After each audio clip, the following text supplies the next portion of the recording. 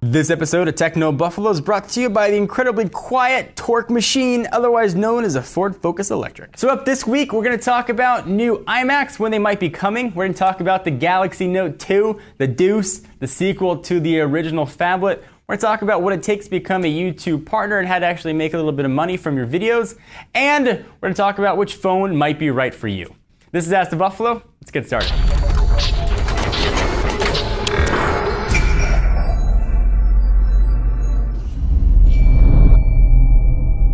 The first question comes from @PotatoKing69. John, do you think there'll be a new range of iMacs near Christmas time? Truthfully, I thought we were going to have new iMacs a few months ago. So yes, absolutely. By the time the holiday shopping season comes around, I can guarantee you we will have new iMacs. It might not look different, but the internals will be upgraded. We're hearing rumors about an iMac with a retina display. We've heard rumors of thinner iMacs ditching the optical drive. We've heard all kinds of crazy things. Maybe iMacs going all touch, which I wouldn't take to the bank. But we'll definitely have new iMacs before the holiday shopping season. iMacs are generally one of Apple's best-selling desktops. They don't really even look at the Mac Pro anymore, and they'd be foolish to leave that pretty much stagnant for the better part of a year. So yes, absolutely, if you want to get a new iMac, wait a couple months. I would expect though that we'll see an update sometime in October, sort of people get into that November shopping season. Hopefully that helped answer your iMac needing question. User @KEB00000 asks, @John4Lakers, should I buy a Galaxy Nexus or Galaxy S3? Or should I wait until the next Nexus comes out? I know I'm going to root and install CyanogenMod 10 on either. That's a good question. If you asked me that yesterday,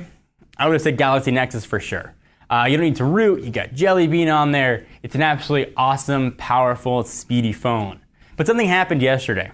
I was staring at a Galaxy S3 sitting on my desk, and I was sad that it still had ice cream sandwich on it and it couldn't take advantage of all the Jelly Bean action out there. But I decided to jump into the world of rooting and custom ROMs. And that's exactly what I did with what's my new daily driver, the Galaxy S3. So I'm running an ASOP ROM. It's a modified version of CyanogenMod 10. I absolutely love it. I thought that the Galaxy Nexus was blazing fast. This guy blows it away. I'm not sure if it's a combination of the hardware of the Galaxy S3 or what's been rooted for the ROM. Maybe it's eliminated some of the fat, but it's absolutely outstanding. So I've had a really hard time not recommending going for the Galaxy S3, rooting it, putting on your custom ROM, and getting the experience that you want from your phone. That is one of the nice things about Android, is you can customize and do whatever you want to it. So if you need to pick one and you want to pick one right now, go for the Galaxy S3. If you're a bit more price conscious though, you can pick up an unlocked Galaxy Nexus for about $350 and don't have to sign a new 2-year contract. So that might also be a great option for you to look into as well. @ElexOnica asks, @John4Lakers, what is the minimum amount of viewers subs before you can contact PR companies? So I wish that there was a magic number. I wish I could say, you know, as soon as you've got 15,000 subscribers, you can start contacting. Or as soon as your website's getting X number of views, you can start contacting. There really isn't a set number anymore. Talked about this in regards to YouTube partnerships in the past, but now YouTube has sort of opened the partnership program up to everybody. But folks think that getting hardware is the best way to sort of make money from the tech world because you have products to actually show. In a lot of ways, that's true. The best thing I can say, and what I did when I started out, was I look at a company that I wanted to perhaps work with, and I'd find the press release they put out. At the bottom, you can search for Company X press release on Google, and you can find it. Go to the bottom, and generally there's a contact form. There's a press person, a media outreach that you can contact. And I can't stress this enough. Think very clearly and succinctly about what you're writing. Make sure it's clear, professional, and spell checked. Don't write it on your iPhone with spelling errors and words misplaced. Make sure you read it very, very carefully. Be sure that you provide value as well. If they're going to send you a product, they expect to get a wide audience to see it. Now, never, ever in a million years, ever sell a review. Don't feel like you're obligated to give a positive feedback on a product just because someone sent it to you. But you have to be able to quantify them sending a product. They have a boss meant to report to. They're going to say, hey, why'd you send X person a device if they don't have a big audience?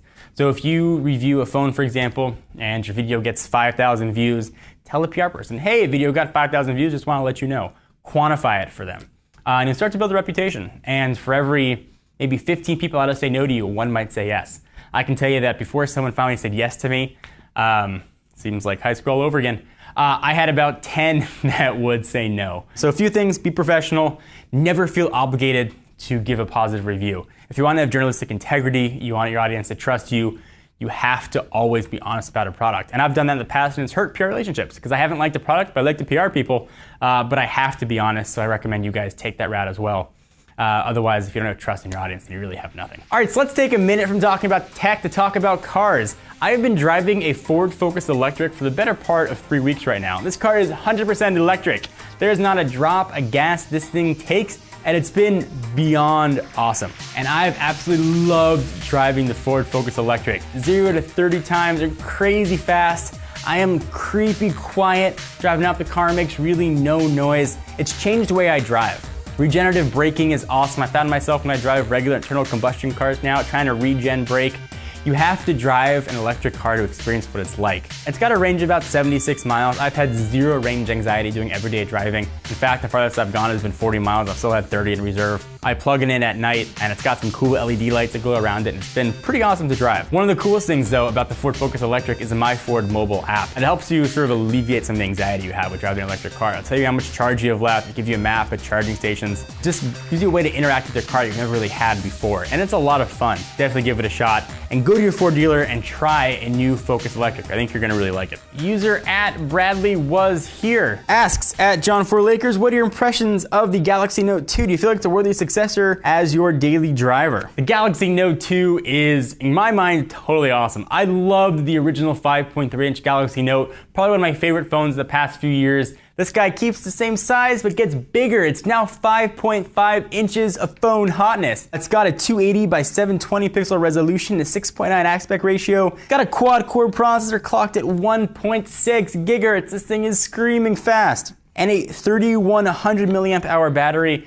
all packed and running. Android 4.1 Jelly Bean. Totally a worthy successor. I cannot wait to try this phone. Cannot wait, cannot wait, cannot wait. It is going to be in my pocket. I can't wait for people to look at me funny thinking I'm holding a tablet up to my head. I am excited about it. It's powerful, it's fast, it's running the newest operating system. I give Samsung credit for getting Jelly Bean on this thing and not dripping with ice cream sandwich. Yes, yes, yes, Galaxy Note, new hotness. Wait for it if you love the original Galaxy Note. I think it's gonna be a really, really worthwhile upgrade. Todd Hazelton, our head of mobile, had a chance to check it out at IFA. He came away really impressed. Thank you guys for watching another episode of Ask the Buffalo. Be sure to check us out at technobuffalo.com for the latest and greatest tech news. I'm John Rettinger. See you in the next video. Whoa, hold on there. It's John Q here from Techno Buffalo with a really quick message for you folks out there. You guys like Techno Buffalo, right? Of course you do. Well, we need your help. We'd really appreciate it if you can take some time to fill out a quick anonymous survey letting us know a little bit more about you guys, our viewers. Just go to reversion3.com/technobuffalo survey. Take a few moments to fill out a few questions. You know, we'd really appreciate it. And just like how I appreciate you watching this little end clip of this video of me holding up this really heavy camera, my arms are just really hurting. So, really appreciate it, guys. Thanks again. Latest.